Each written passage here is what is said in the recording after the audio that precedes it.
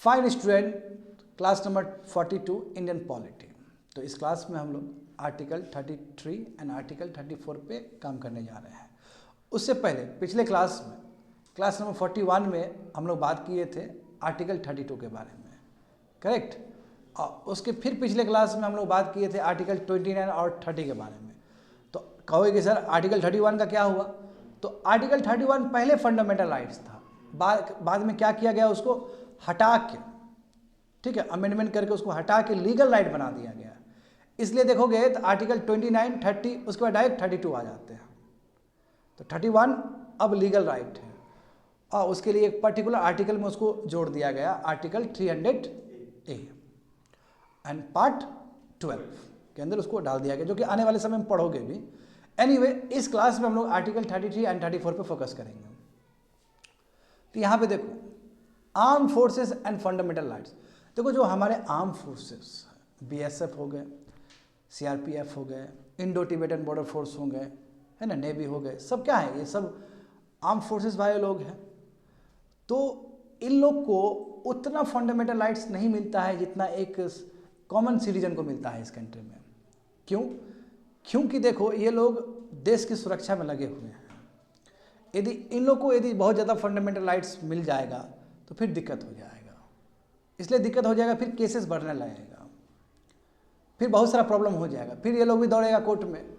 तो ये जो डिसिप्लिन चाहिए मिलिट्री में वो नहीं हो पाएगा। इसलिए इन लोग का जो फंडामेंटल राइट्स है वो पार्लियामेंट क्या करती है, डाइल्यूट कर देती है।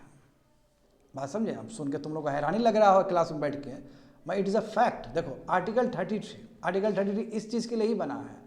आर्टिकल 33 जो है वो पार्लियामेंट को एम्पावर्ड करती है, सशक्त करती है कि वो जो फंडामेंटल राइट्स, चाहे आर्म्ड फोर्सेस का, पैरामिलिट्री फोर्सेस का, पुलिस फोर्सेस का, या इंटेलिजेंस एजेंसी का, या फिर इस तरह कोई भी एनालॉगस फोर्सेस का, इस तरह कोई भी फोर्सेस का, उसका फंडामेंटल राइट्स या तो रिस्ट्रिक्ट कर सकती है, या कम कर सकती है, या पूरी तरीके से एब्रोगेट कर सकती है।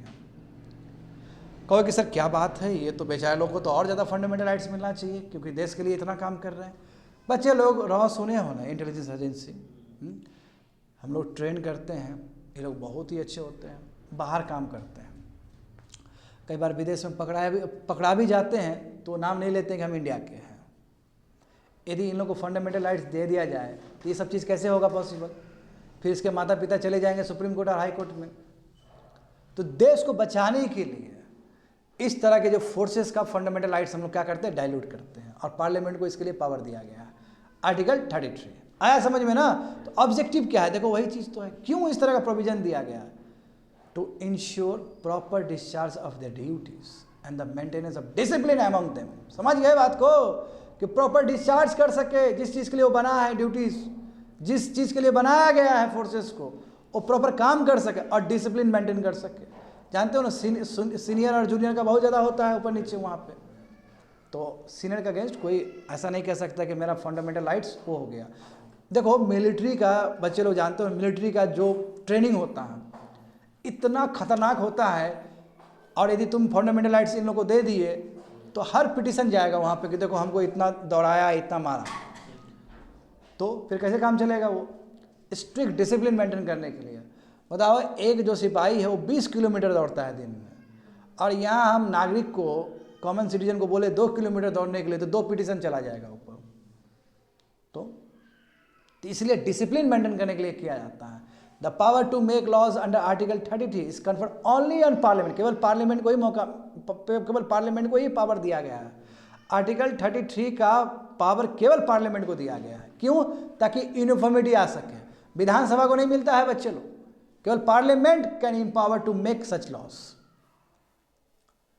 तो any such law made by parliament, हाँ very very important, very very important, कोई भी लॉ बनाए पार्लियामेंट अंडर आर्टिकल 33 उसको किसी भी कोर्ट में चैलेंज नहीं किया जा सकता ये बोल के कि किसी का फंडामेंटल राइट्स वो वायलेट हो रहा है। नो, ये बनाया इसलिए गया, आर्टिकल 33 बनाया इसलिए गया कि ताकि आप मिलिट्री फोर्सेस का, एनालॉगस फोर्सेस का, है ना, आप क्या करें, फंडामेंटल राइट्स डाइल्यूट करें या एब्रोगेट करें, ताकि मिलिट्री के अंदर, है ना, आर्मी के अंदर, पुलिस फोर्स के अंदर डिसिप्लिन रहे, है ना। इसलिए तो देखो फलस्वरूप क्या किया, पार्लियामेंट ने बहुत सारा एक्ट पास किया ना। Army act 1950, navy act 1950, air force act 1950, police forces act, restriction of rights act 1966, BSF act, इस तरह का बहुत सारा एक्ट है। इसका मतलब ये एक्ट पास करके क्या किया, इन लोगों का फंडामेंटल राइट्स डाइल्यूट कर दिया। हाँ, this impose restriction on the freedom, यानी कहने का मतलब क्या है कि जितना कॉमन आदमी कुछो से कुछो बोल देता है, मुंह उठा के बोलता है ना, ये लोग नहीं बोल सकता। हार्डली तुम देखोगे कि प्रेस कॉन्फ्रेंस करते हुए लोग को, हार्डली। इसलिए फ्रीडम ऑफ स्पीच पे रिस्ट्रिक्शन है, राइट टू एसोसिएशन नहीं बना सकते ये लोग, रिस्ट्रिक्शन है।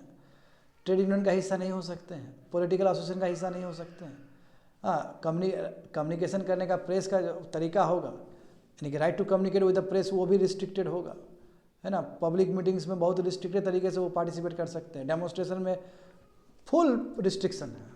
तो यानी कि जो एक कॉमन सिटीजन को जो अधिकार मिला है अंडर आर्टिकल 19, वो अधिकार इनको नहीं मिलता है। इन लोग को सोचो, देश के जो वीर है उनको नहीं मिलता है। क्यों नहीं मिलता है तो उसका रीजन समझ लो, डिसिप्लिन, हाँ, प्रोटेक्शन फॉर द कंट्री के लिए। वो फिर भी बेचारे लोग बहुत खुशी खुशी काम करते हैं।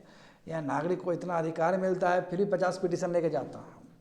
अब बेचारे लोग का इतना हार्ड ट्रेनिंग होता है, फिर भी शांति से बैठे हुए हैं। तो हाँ, आर्म फोर्सेस का मतलब ये नहीं कि केवल जो लड़ाई कर रहे हैं वही लोग होंगे। जो आर्म फोर्सेस के बीच में जो बार्बर्स लोग हैं, होते हैं ना अलग से काम करने वाले लोग सब यूनिट में, जो कारपेंटर है, जो मैकेनिक कुक है, जो चौकीदार है, जो बूट मेकर्स है, जो टेलर्स है, जो नॉन कॉम्बिडेंट्स वाला काम कर रहे हैं, लड़ाई वाला काम नहीं कर रहे हैं, मगर उस यूनिट में काम कर रहे हैं, वो लोग को भी, उन लोग का भी फंडामेंटल राइट्स डाइल्यूट किया जाता है। तो इसलिए लिखा गया कि जो एक्सप्रेशन जो मेंबर ऑफ फोर्सेस का है, उसमें और भी एम्प्लॉयज़ आएंगे आर्म फोर्सेस का, बार्बर सब भी आएंगे, कारपेंटर लोग भी आएंगे, समझ गए ना। तो ये parliament law enacted under article 32 can also exclude the court martial. Very very important. Court martial होता है ना विद्यार्थी लोग, कि मान लो कि कोई भी आर्मी मैन ने, सोल्जर ने कोई भी गलत काम किया तो उसके ऊपर कार्रवाई होता है, कोर्ट मार्शल होता है, ठीक है। वो ट्राइब्यूनल, मिलिट्री जब ट्राइब्यूनल सेट करता है उसको बोलते हैं कोर्ट मार्शल। तो कोर्ट मार्शल अपने हिसाब से फैसला सुनाएगा उस सोल्जर के ऊपर, तो उस समय कोई सुप्रीम कोर्ट और हाई कोर्ट भी नहीं आ सकती है। ये भी पावर मिला है आर्टिकल 33 के अंदर पार्लियामेंट को, और पार्लियामेंट इसके लिए लॉ बनाती है।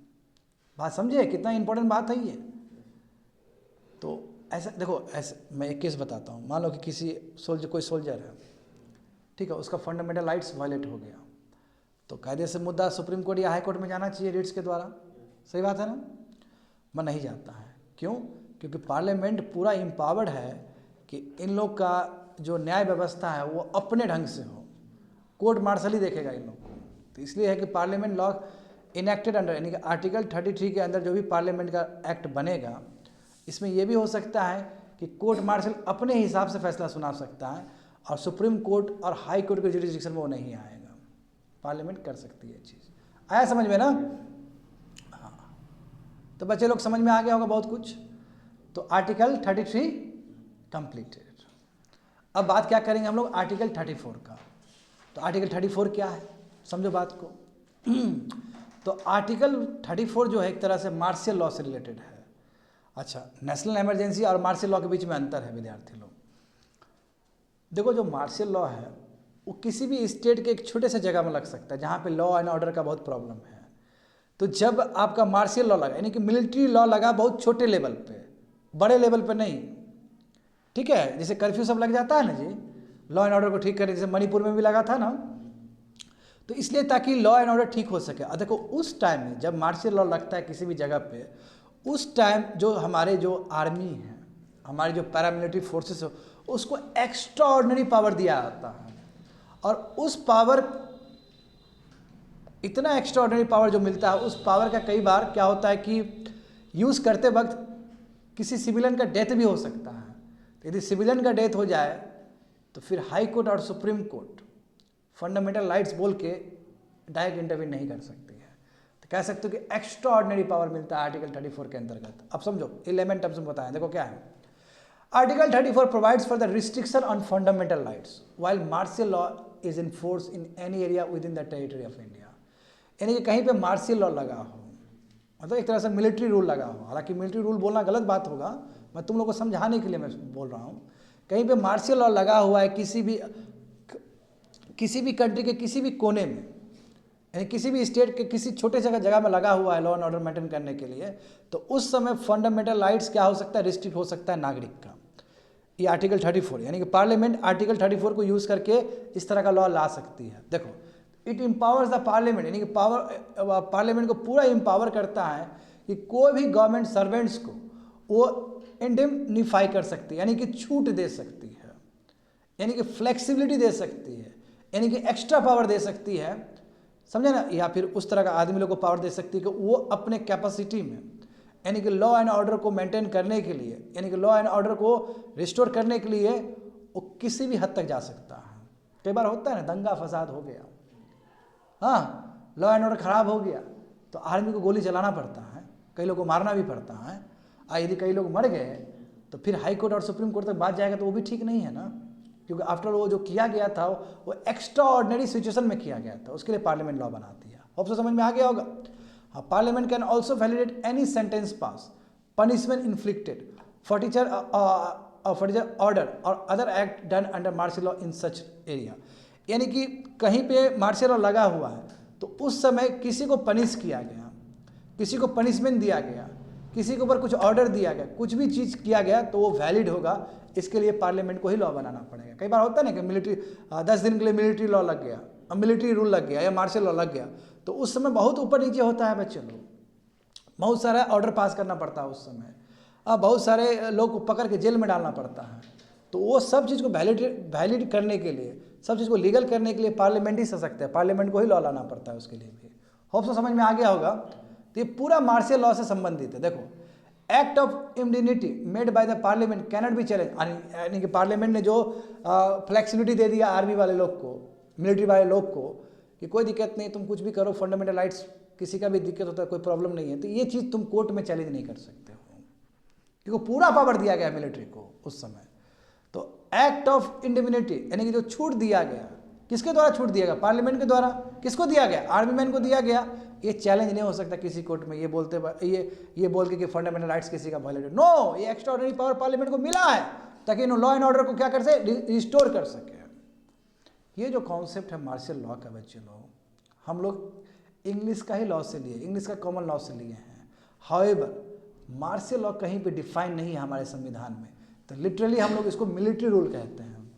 मैं कहीं पे डिफाइन नहीं है शब्द, इसका डेफिनेशन क्या होगा, यानी कि कहो तो इसका मतलब क्या हो सकता है, it refers to a situation, एक ऐसा सिचुएशन जहाँ पे सिविल एडमिनिस्ट्रेशन, जहाँ तक बहुत बढ़िया से लोग चल रहा था, डीएम थे, ऑफिस था, स्टेट चल रहा था, यानी कि सिविल एडमिनिस्ट्रेशन को रन कर रहा है कौन, मिलिट्री अथॉरिटी। क्यों कर रहा है, क्योंकि वहाँ का लॉ एंड ऑर्डर खराब हो गया।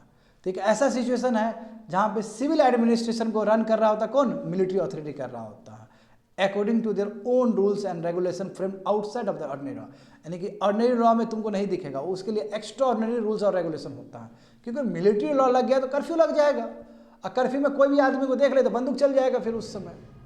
तो ये फिर किसी लॉ में तो ऐसा नहीं होगा, ये चीज़, ये किसी को देख के शूट आउट करने वाला चीज़ हो सकता है क्या ऑर्डिनरी लॉ में, नहीं हो सकता है। ये एक्स्ट्रा ऑर्डिनरी सिचुएशन है, बात समझे ना। और क्यों रखा जा रहा है इस तरह का एक्स्ट्रा ऑर्डिनरी सिचुएशन, ताकि नॉर्मलसी रिस्टोर हो सके, लॉ एंड ऑर्डर वहाँ पे रिस्टोर हो सके। तो इसलिए एडमिनिस्ट्रेटिव जो सिविल एडमिनिस्ट्रेशन है उसको पूरी तरीके से कह सकते हो कि मिलिट्री अथॉरिटी रूल करता है उस समय, और उसका अपना ही रूल्स और रेगुलेशन रहेगा। इट इज दस imply the suspension of ordinary law suspend हो गया ना, है ना। गवर्नमेंट कौन चला रहा है, मिलिट्री चला रहा है। तो it is a different from military law that is applicable to, हाँ ये मिलिट्री लॉ से अलग है, इसलिए मार्शल लॉ कहा जाए। क्यों, देखो ना, कंट्री में मार्शल लॉ लग गया मतलब क्या कि ओवरटेकन कर लिया ना मिलिट्री, वो अलग है ना। कहते हैं कि देखो जुंटा रेबिलियन हुआ ना म्यांमार में, जुंटा ने क्या किया, यानी कि मिलिट्री वहाँ का म्यांमार का पूरा कैप्चर कर लिया। यहाँ ऐसा तो नहीं है, यहाँ सरकार ने, पार्लियामेंट ने आदेश दिया कि मिलिट्री क्या करे, उस चीज़ को रिस्टोर करे, इसलिए कुछ दिन के लिए रूल करे वहाँ पे, तो उससे अलग है। इसलिए बोला है कि it is a different from the military law. हाँ, जो आर्म फोर्सेस की वजह से जो मिलिट्री लॉ लगता है उससे अलग है मार्शल लॉ। तो भले ही हम मिलिट्री रूल का है, मीनिंग अलग है, एक तो डिफाइन नहीं किया गया संविधान में, इसको आ रहा है समझ में ना। There is also no specific और expression provision in the constitution that authorise the executive to declare martial law, यानी कोई स्पेसिफिक प्रोविजन नहीं दिया गया संविधान में जहाँ से क्या कर सकता है, एग्जीक्यूटिव डिक्लेयर कर सकता है कि मार्शल लॉ लगेगा। स्टेट तब करती है, एग्जीक्यूटिव तब करती है जब उसको लगता है कि भाई सिचुएशन बहुत ख़राब हो गया। और उसका मतलब ये नहीं कि मिलिट्री रूल ही करेगा सदाबहार, गवर्नमेंट खुद करवा रही है ताकि लॉ एंड ऑर्डर ठीक हो जाए। और एक होता है बच्चे लोग मिलिट्री लॉ लगना, मिलिट्री लॉ मतलब पूरा कंट्री को मिलिट्री ने घेर लिया ना, सत्ता परिवर्तन हो जैसे पाकिस्तान में होता है, वो वाला केस नहीं है इंडिया का। हाउएवर आर्टिकल 34 को देखा जाए, इम्प्लिसिटली देखा जाए पढ़ने के बाद, एक्सक्लूसिव नहीं लिखा है, एक्सप्लिसिटली नहीं लिखा गया। जैसे नेशनल इमरजेंसी देखते हो ना, एक एक चीज़ लिखा गया है नेशनल इमरजेंसी के बारे में, मगर जो ये जो मार्शियल लॉ है वो इम्प्लिसिट है, वो खुद करने वाला चीज़ है, उसको उसके बारे में बहुत अच्छे से लिखा नहीं गया है। However it is implicit in article 34 under which martial law can be declare in any area within the territory of India. यानी कि आर्टिकल 34 को ठीक से पढ़ने से पता चलता है कि यस मिलिट्री लॉ लगाया जा सकता है किसी भी कोने में यदि वहाँ पे लॉ एंड ऑर्डर खराब हो गया तो। देखो क्या लिखा गया कि मार्शियल लॉ कब लग सकता है, एक्स्ट्रा ऑर्डिनरी सर्कमस्टेंसेस, जैसे वार हो गया, इन्वेजन हो, कहीं से बाहर से अटैक हो, इंसर्शन हो गया, कोई अटैक कर दिया, रेबेलियन हो गया, या राइट हो गया, या लॉ जो नॉर्मल जो लॉ है वो लोग मानने के लिए तैयार ही नहीं है, तो ऐसे केस में मार्शियल लॉ लग सकता है। आ रहा है समझ में स्टूडेंट? तो ये एक्स्ट्रा ऑर्डिनरी सिचुएशन में लग सकता है। इसका मतलब ये नहीं कि मिलिट्री लॉ है, वो मिलिट्री रूल नहीं है, वो ये अलग है, क्योंकि ये छोटा सा जगह पर लग रहा है। हाँ, तो इसका जस्टिफिकेशन क्यों लग रहा है इतना फोर्स? तो फोर्स को फोर्स ही जीतेगा। जब लोग इतना दंगा फसाद करने लगे तो अब प्यार से नहीं होने वाला चीज़ है। तो it justification is REPL force by REPL, यानी कि फोर्स को ख़त्म करना है तो फोर्स ही चाहिए ताकि सोसाइटी फिर से रिस्टोर हो सके, मेंटेन हो सके। तो during the operation of martial law military authority के पास पूरा एबनॉर्मल एक्स्ट्राऑर्डिनरी पावर होता है कि कोई भी आप स्टेप्स ले सकते हो। अब जब कोई भी स्टेप्स लेगा तो कितने लोग मारे जाएंगे ना, कर्फ्यू लग जाता है, कई बार बंदूक, देखो ना पैलेट का क्या हुआ जम्मू एंड कश्मीर में, कितने लोग मारते थे, तो कहाँ कुछ हुआ? Fundamental rights, they impose restriction and regulation on the rights of civilians, civilians के जो भी राइट्स है फंडामेंटल राइट्स वो रिस्ट्रिक्ट हो जाएगा। अब पनिश सिविलियन को पनिश कर सकता है लॉ एंड ऑर्डर मेंटेन करने के लिए, और जानते हो एक्स्ट्रा ऑर्डिनरी केस में डेथ भी हो जाता है। समझे बच्चे लोग?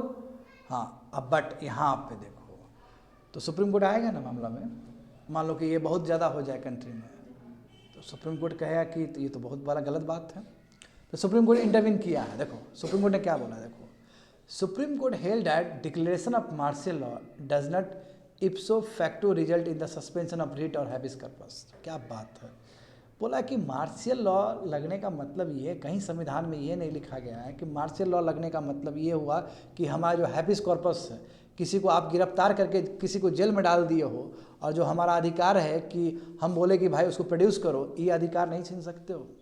हैबिस कॉर्पस कभी भी सस्पेंड नहीं हो सकता ऑटोमेटिकली, सुप्रीम कोर्ट का मानना है। यानी कि सुप्रीम कोर्ट रिट जारी कर सकती है उस समय भी फंडामेंटल राइट्स को लेकर। बात समझ रहे हो ना? हाँ, declaration of martial law under article 34, वही बोला कि आर्टिकल 34 के अंदर जो डिक्लेरेशन है मार्शियल लॉ का वो अलग है नेशनल इमरजेंसी से। नेशनल इमरजेंसी पूरा एक्सप्लिसिटली मेंशन किया गया है, उस समय दो ही फंडामेंटल राइट्स चलेगा, फंडामेंटल राइट्स 20 और 21 रहेगा, बाकी सब फंडामेंटल राइट्स अपने आप डाइल्यूट खत्म हो जाएगा। सही बात है ना? और जो रीट्स का जो इशू करने का जो पावर है सुप्रीम कोर्ट का, वो प्रेसिडेंट डिसाइड करेगा उस समय। तो ऐसा मार्शियल लॉ में कोई प्रोविजन नहीं है, वो प्रोविजन जो पूरा एक्सप्लिसिटली जो डिटेल फॉर्म में जो प्रोविजन है वो तुम्हारा नेशनल इमरजेंसी के लिए है, ना बल्कि आर्टिकल 34 के लिए है, ना बल्कि तुम्हारा मार्शियल लॉ के लिए है।